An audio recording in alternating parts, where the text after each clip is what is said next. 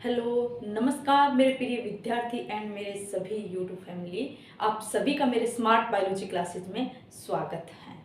तो देखिए, हम क्या पढ़ रहे थे, एक बीजपत्री तथा द्विबीजपत्री पादपों का शरीर, जिसके अंदर हमने क्या है, एक बीजपत्री तथा द्विबीजपत्री मूल की आंतरिक संरचना हम लोगों ने देख ली थी। तो आज हम इस वीडियो के अंदर क्या देखेंगे, एक बीजपत्री तथा द्विबीजपत्री तने की आंतरिक संरचना। ठीक है, फिर उसके बाद हम क्या पढ़ेंगे, एक बीजपत्री तथा द्विबीजपत्री पत्ती की संरचना।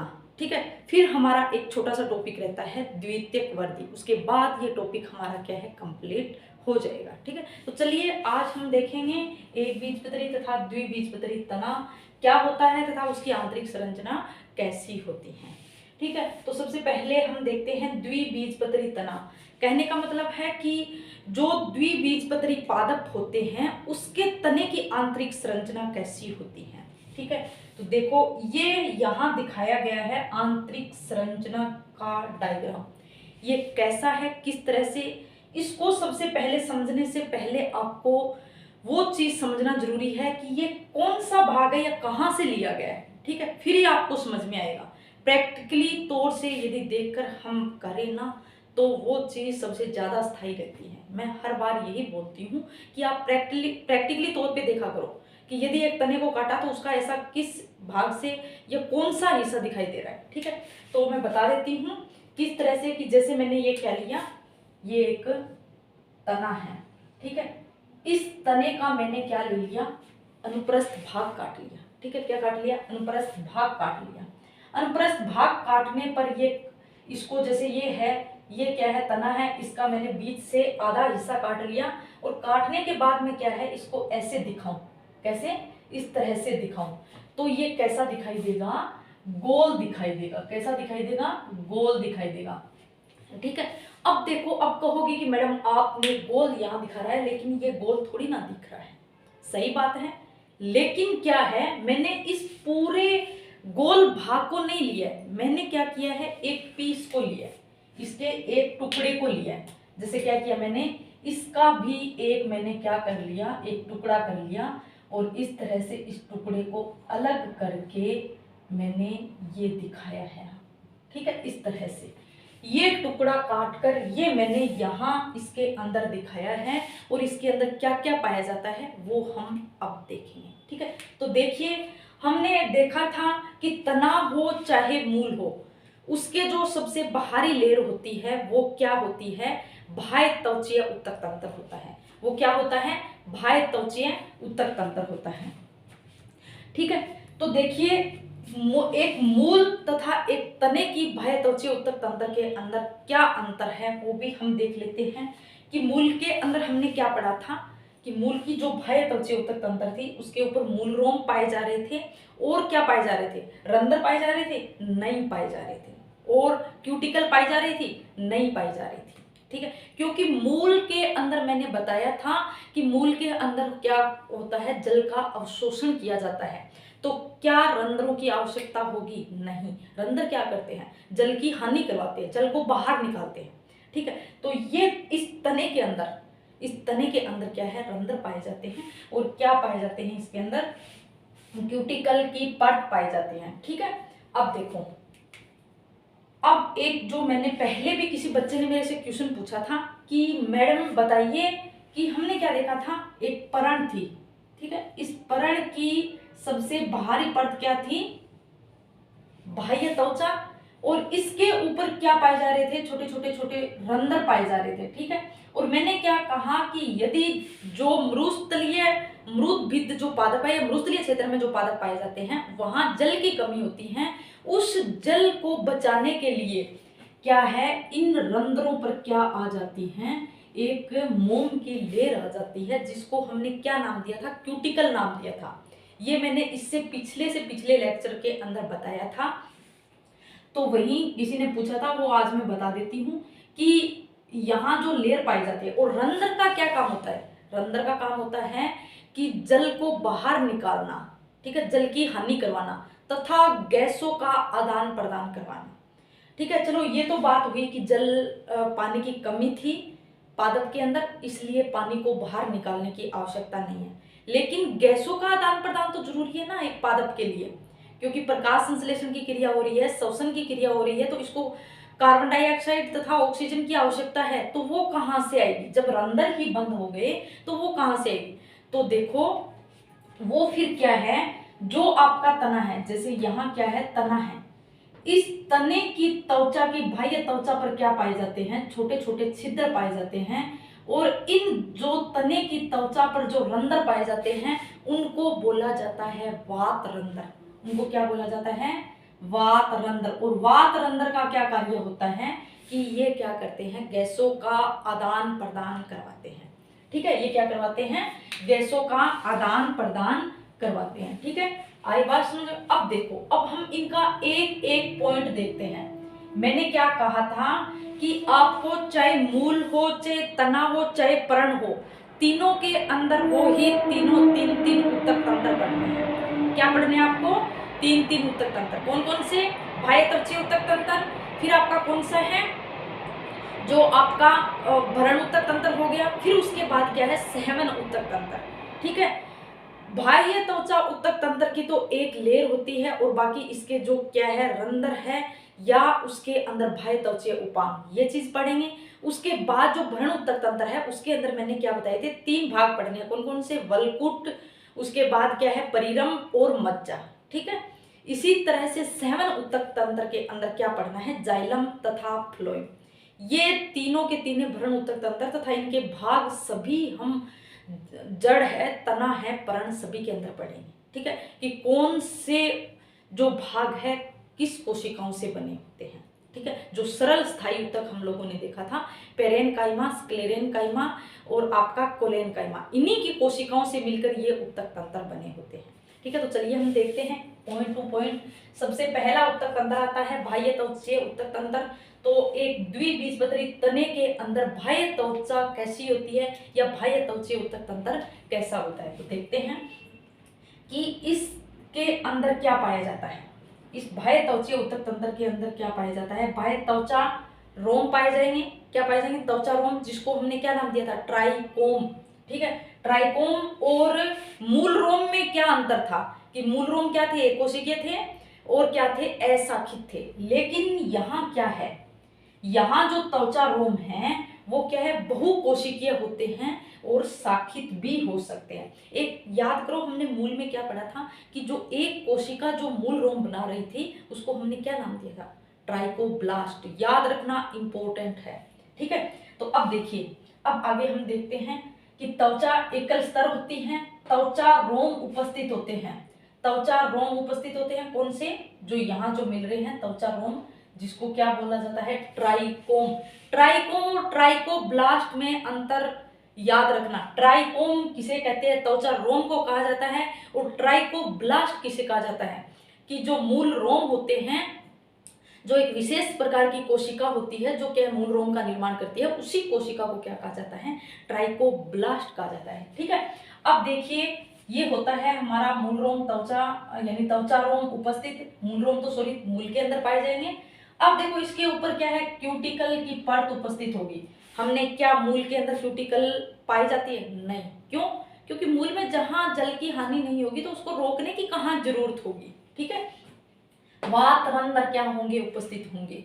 रंध्र की जगह जो पर्ण में जहां रंध्र पाए जाते हैं वहां यहाँ क्या पाए जाते हैं? वात रंध्र पाए जाते हैं। ठीक है, अब देखो, वलकुट तीन भागों में विभाजित होता है, हम जानते हैं। किस किस में? आपका सबसे पहला वलकुट जो है हमने वो वैसे तीन भागों में देखा था। कौन सा? भ्रण ऊतक देखा था। वलकुट, परिरंभ, ये भूलना मत, ये वलकुट के तीन भाग है, और वो हमने क्या देखे थे? भ्रण ऊतक के तीन भाग, वलकुट, परिरंभ और मज्जा। ठीक है, लेकिन यहाँ जो वलकुट है वो भी फिर से तीन भागों में विभाजित हो गया, कि उनकी कोशिकाएं क्या है? समूह में मिलकर अलग अलग भाग बना लिया, जिसको अलग अलग भागों में डिवाइड कर दिया, और उनका अलग अलग कार्य हो गया। ठीक है, तो देखिए, ये याद रखना, वलकुट के जो तीन भाग है वो कौन कौन से हैं? अधस त्वचा, जिसको बोला जाता है हाइपोडर्मिस, हाइपोडर्मिस इंग्लिश में बोला जाता है, और एपिडर्मिस क्या था? आपकी बाह्य त्वचा थी, वो क्या कहलाती है? एपिडर्मिस। हाइपोडर्मस डर्मिस कहलाती है अधस त्वचा। ठीक है, फिर वलकुट सतह, कोर्टेक्स लेयर, फिर उसके बाद आती है अंतःत्वचा, यानी क्या है, एंडोडर्मिस।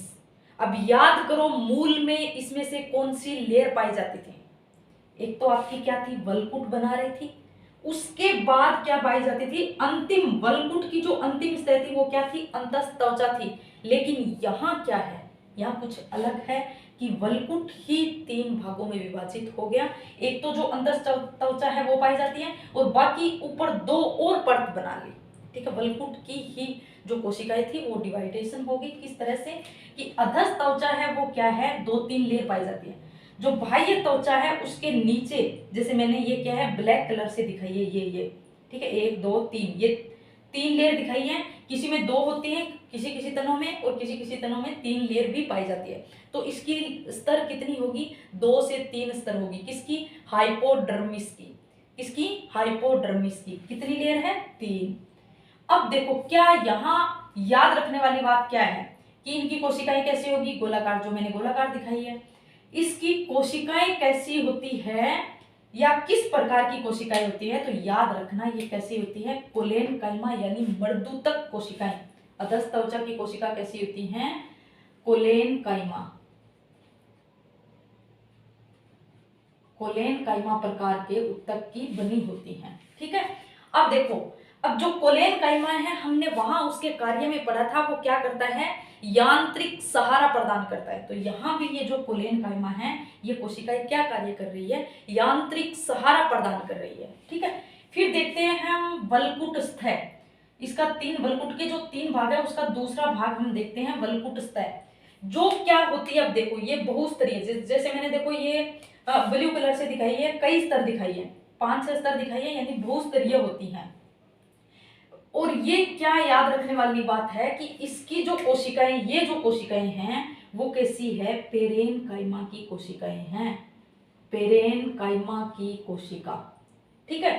अब देखो, और ये कैसी होती है, गोलाकार होती है। अब देखो तना जो होता है, आपने देखा होगा बाहरी स्तर सबसे बाह्य त्वचा होगी, उसके बाद जो स्तर पाई जाती है वो भी कैसी होती है, थोड़ी कड़क होती है, ठीक है ना, थोड़ी कड़क प्रकार की होती है।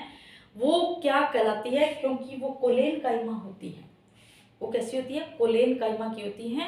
दृढ़ोतक पूरी दृढ़ नहीं होती है, लेकिन कुछ उससे क्या है, मृदुतक की कोशिकाओं से थोड़ी क्या है, दृढ़ होती हैं, तथा दृढ़ोतक से थोड़ी कम होती है। फिर हम उसको देखें ना अंदर जाके, तो वो क्या है, रस भरी सी, जैसे मुलायम सी, कोमल सी कोशिकाएं होगी, ठीक है। वो क्या है, आपकी पेरेनकाइमा। इसी तरह से हम बाहर से अंदर की तरफ ही तो चल रहे हैं, सबसे बाहरी लेयर बाह्य त्वचा, फिर थोड़ी दृढ़ जो होती है वो क्या है, कोलेनकाइमा, फिर उसके अंदर थोड़ी चलते हैं तो वो क्या है, मुलायम आती है, यानी पेरेनकाइमा की कोशिकाएं। तो याद रखना, अधःत्वचा की जो कोशिका होती है वो कैसी होती है, कोलेनकाइमा होती हैं, और जो वलकुट स्थय की जो कोशिकाएं होती है वो कैसी होती है, पेरेनकाइमा होती हैं, पेरेनकाइमा प्रकार की कोशिकाएं होती हैं, ठीक है। फिर देखिए यहाँ एक ये बात याद रखने वाली है कि जो अंतःत्वचा है, अंतःत्वचा होगी 1 लेयर की। हमने मूल के अंदर भी 1 लेयर की पढ़ी थी, जो हमने क्या देखा था कि उसके चारों तरफ क्या हो जाता है, सुबेरिन का जमाव हो जाता है, जिससे क्या है, केस पेरिपटिकाएं बन जाती है।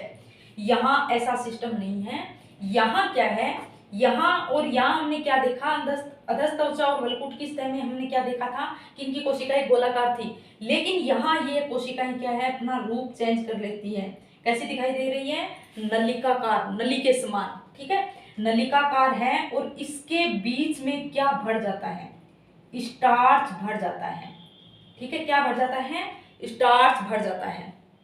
तो देखिए इस कारण इसको बोला जाता है स्टार्च आच्छद, क्या बोला जाता है, स्टार्च आच्छद। याद रखना, अंतःत्वचा, द्विबीजपत्री तने की जो अंतःत्वचा है उसको क्या कहते हैं, एक दूसरा नाम है, क्या है, स्टार्च आच्छद, ठीक है। तो आई होप आपको इतना समझ में आया। एक पूछे कि इसके अंदर क्या जो अंतरकोशिकीय अवकाश है वो पाया जाता है, तो ये देखो आपको दिख रहा है, अंतरकोशिकीय अवकाश पाया जाता है, ठीक है। फिर आगे देखो, आगे आता है परिरंभ, यानी वलकुट, परिरंभ और मज्जा। भ्रूण तक हम पढ़ रहे हैं, वलकुट हमने देख लिया, वलकुट के अंदर कितने भाग हैं, फिर 3 भाग, अधःत्वचा, वलकुट स्थय और अंतःत्वचा, ठीक है। फिर उसके बाद क्या आता है, भ्रूण तक का दूसरा पार्ट, कौन सा, परिरंभ, ठीक है।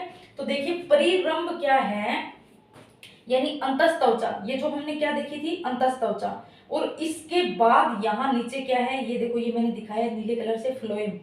फ्लोएम और अंतःस्त्वचा के बीच में मैं ये जो मैंने आपको दिखाई है, नाव जैसी आकृति सी दिखाई है, ये क्या है, परिरंभ है।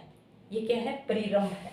ठीक है, तो क्या है, पूछ लेते हैं कि निम्न में से द्विबीजपत्री तने की परिरंभ पाई जाती है, तो ऑप्शन दे देंगे, अंतःस्त्वचा व फ्लोएम के बीच, अधःस्त्वचा व फ्लोएम के बीच, फ्लोएम तथा जाइलम के बीच। तो याद रखना है किसके बीच पाई जाती है, अंतःस्त्वचा व फ्लोएम के बीच में पाई जाती है। ठीक है, फिर देखो इसके बाद क्या है, इनकी कोशिकाएं कैसी होती हैं, परिरंभ की कोशिकाएं कैसी होती हैं, इनकी कोशिकाएं दृढ़ होती हैं, स्क्लेरेन काइमा की बनी होती है। कैसे, किसकी बनी होती है, स्क्लेरेन काइमा की बनी होती है। याद रखना, इंपॉर्टेंट है, याद रखना, स्क्लेरेन काइमा की कोशिकाएं से बनी होती हैं कौन, आपकी परिरंभ। फिर एक और है, जैसे ये देखो, ये नीचे वाली, ये तो आपको स्पाट दिख रही है, लेकिन ये जो नीचे वाली लेयर आपको दिख रही है ना, ये देखो कैसे दिख रही है, जो मैं यहां बना देती हूं, इस तरह से आपकी अर्धचंद्राकार दिख रही है ना। जैसे चांद क्या होता है, गोल होता है, लेकिन इसका आधा हिस्सा देखें तो ये क्या होता है, अर्धचंद्राकार। यानी कि जो परिरंभ जो है उसकी नीचे वाली लेयर, किसके पास वाली, फ्लोएम के पास वाली जो स्तर है वो कैसी होती है, अर्धचंद्राकार होती है। ठीक है, आई बात समझ में। अब देखो, अब आता है सहवन उत्तक तंत्र, यानी सहवन बंडल। इसका एक पार्ट और रह जाता है, मज्जा, वो भी हम देखेंगे पॉइंट टू पॉइंट। अब सबसे पहले हम देख लेते हैं सहवन बंडल, क्योंकि यहाँ इस तरह से ही मिल रहे हैं। तो देखो सहवन बंडल क्या कैसे होते हैं, हमको पता है कि मूल के अंदर हमेशा अर्य सेवन बंडल होगा, चाहे वो एक बीजपत्री मूल हो, चाहे वो द्विबीजपत्री मूल हो। और तने के अंदर चाहे वो एक बीजपत्री तना हो, चाहे द्विबीजपत्री हो, वो कैसा होगा, संयुक्त सेवन बंडल होगा।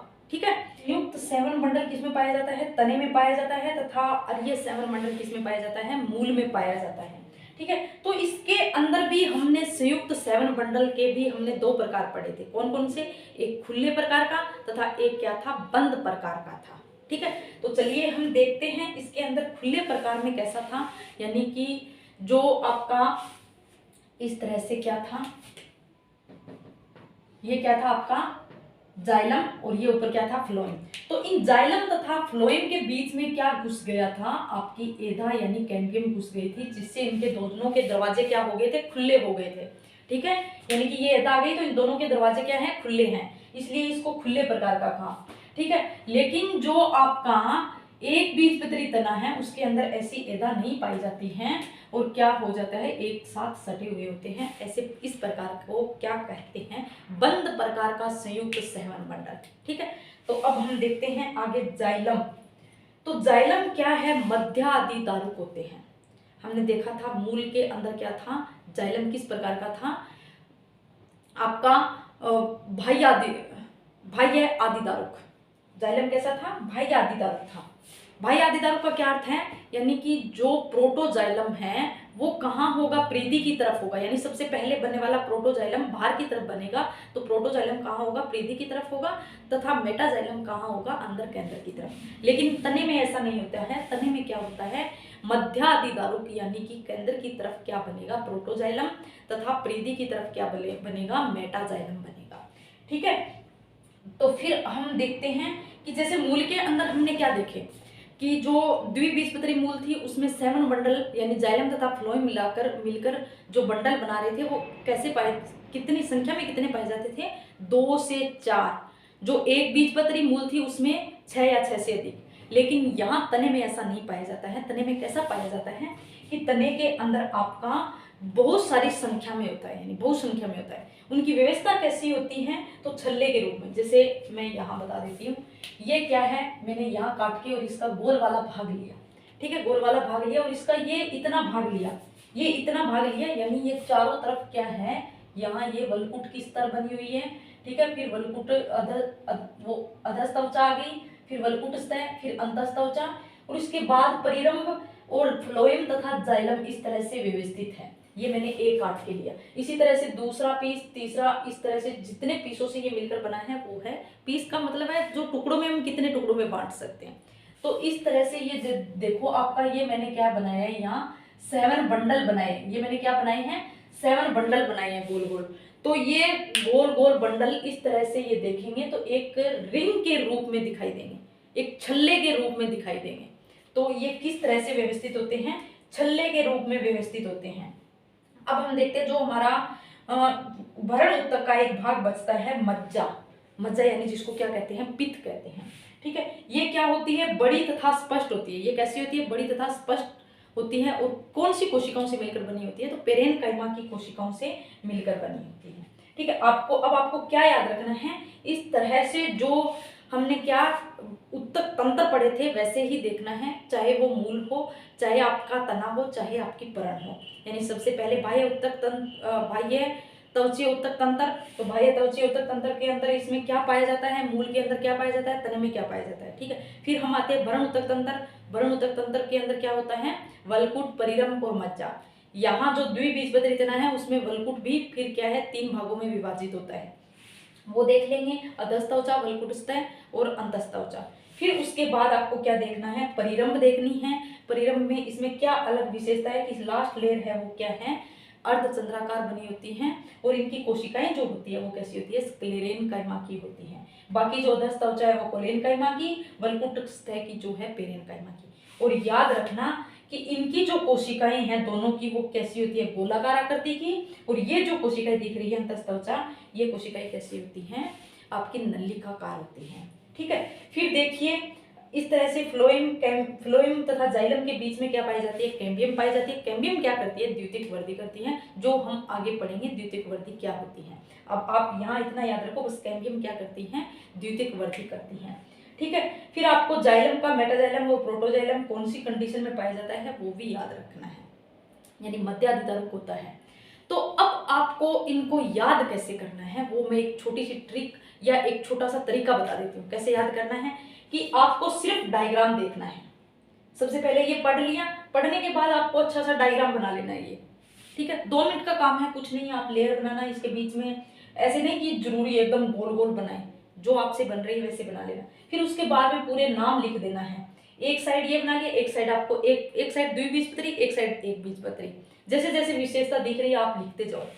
फिर आपको क्या देखना है, सिर्फ डायग्राम से देखना है। डायग्राम से कैसे देखोगे, बंद आंखों से देखना कि सबसे बाहरी बाह्य त्वचा उत्तक तंत्र, उसके अंदर क्या मूल रोम पाए जाते हैं, क्या त्वचा रोम पाए जाते हैं। तो तने के अंदर तो क्या होंगे, त्वचा रोम, तथा मूल के अंदर मूल रोम। इसी तरह से देखना है। फिर उसके बाद कि जो भ्रूण उत्तक तंत्र है वो वलकुट, परिरंभ और मज्जा। वलकुट के अंदर ये इस द्विबीजपत्री तने के अंदर क्या है, 3 भागों में विभाजित है, वलकुट, अधस्तवचा, वलकुटस्थय और अंतस्तवचा। ठीक है, फिर जाइलम तथा फ्लोएम की कंडीशन देख लेनी है, परिरंभ देख लेनी है, मज्जा देख लेनी है। इस तरह से यदि आप डायग्राम के थ्रू याद करोगे तो एक तो आपका टाइम बचेगा, दूसरा क्या है, आपको बिल्कुल ऐसे देखते ही याद हो जाएगा कि ये चीज यहाँ है, ये चीज यहाँ है। डायग्राम से अच्छा भी समझ में आएगा। ठीक है, इस तरह से आपको क्या करना है, पढ़ना है।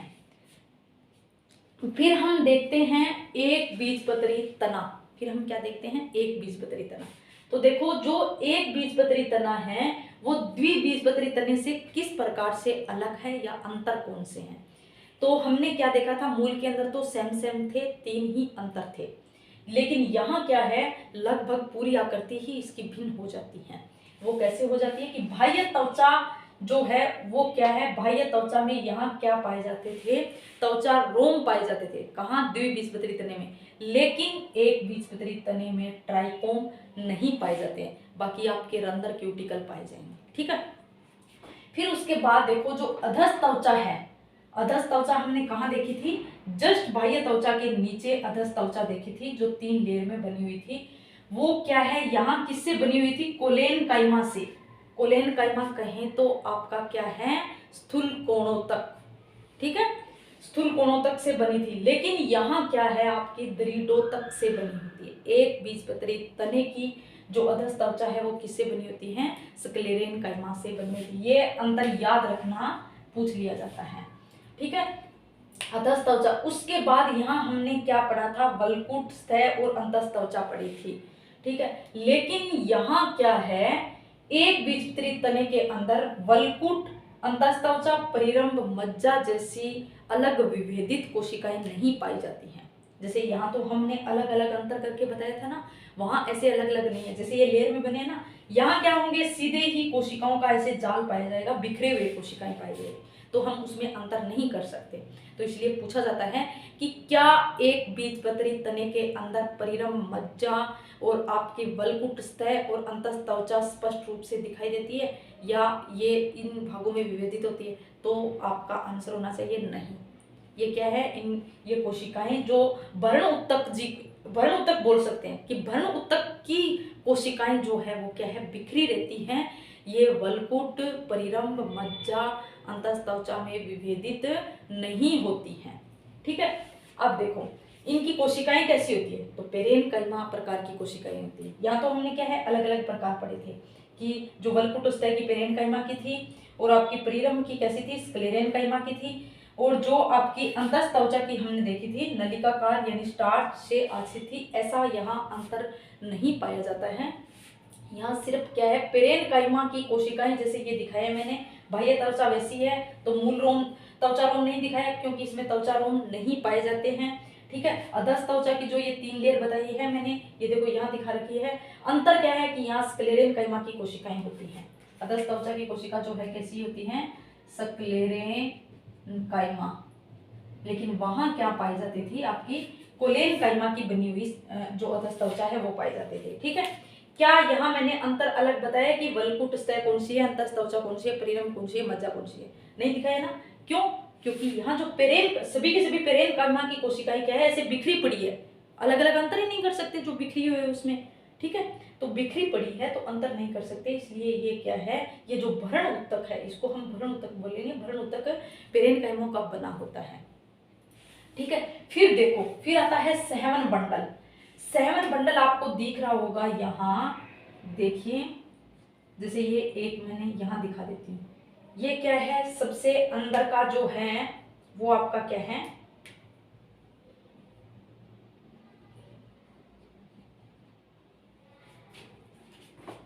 ये अंदर क्या आ गया, फ्लोएम। फिर उसके बाद ऊपर क्या आ गया, जाइलम। ठीक है, जाइलम आ गया। ठीक है, फिर इन सहवन बंडल के ऊपर क्या पाया जाता है, स्क्लेरेनकाइमा की कोशिकाएं क्या है, स्क्लेरेनकाइमा की कोशिकाएं पाई जाती हैं। किसके ऊपर, जो जाइलम तथा फ्लोएम से मिलकर बना हुआ सहवन बंडल है उसके ऊपर क्या पाया जा रहा है, स्क्लेरेनकाइमा की कोशिकाएं पाई जा रही है। ठीक है, अब देखो इन सहवन बंडल का आकार कैसा दिख रहा है, अंडाकार। याद रखना, तो इनकी कोशिकाएं कैसी होती हैं, अंडाकार होती है और बिखरे रहते हैं। जैसे ये देखो क्या लाइन से भी जमाए हुए हैं, जैसे मैंने यहाँ ये जाइलम लाइन से जमाया हुआ है, यहाँ ये फ्लोएम आ गया, इनके बीच में ये क्या आ गई, कैम्बियम आ गई। ठीक है, लेकिन क्या यहाँ ऐसा दिख रहा है, नहीं दिख रहा है ना। यहाँ बिखरे हुए होते हैं, यहाँ कैसे होते हैं, बिखरे हुए होते हैं।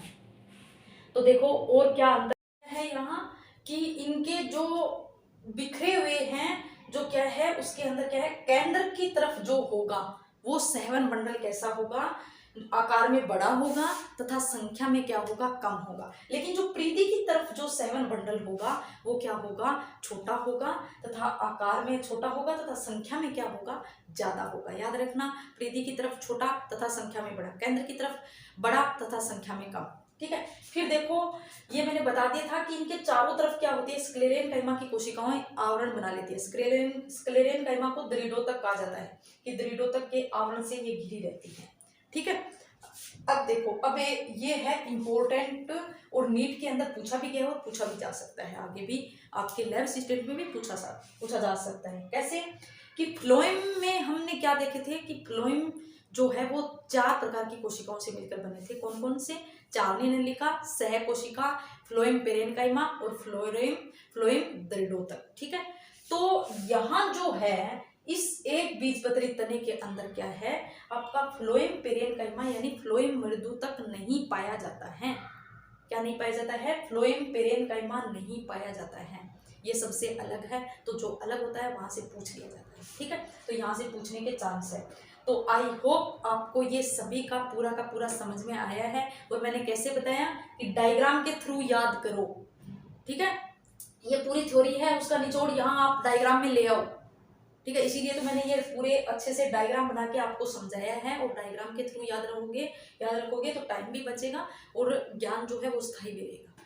ठीक है, तो ये था आपका एक बीजपत्री तना तथा द्विबीजपत्री तना। नेक्स्ट वीडियो में हम पढ़ेंगे एक बीजपत्री पर्ण तथा द्विबीजपत्री पर्ण। अभी क्या है, टाइम कम है, तो जैसे ही टाइम मिलेगा, अभी स्कूल लग रहे हैं और बच्चों के पेपर भी हो रहे हैं, जैसे ही इनके पेपर खत्म होंगे तथा छुट्टियां पड़ जाएगी तो मैं आपके सामने दो दो वीडियो लेके आऊँगी। मैंने देखा है कि कमेंट में सभी बच्चे यही सोच रहे हैं, परेशानी होती भी है, मेरे को भी होती थी, तो मैं मानती हूँ आपको भी होती है, लेकिन मैं आपको दिलासा दिला रही हूँ कि मैं आपको बायोलॉजी करवाऊंगी। ठीक है, कैसे भी करके मैं करवाऊंगी। अभी भी मेरे को टाइम नहीं मिल रहा है, फिर भी मैं रात को वीडियो बनाती हूँ आपको।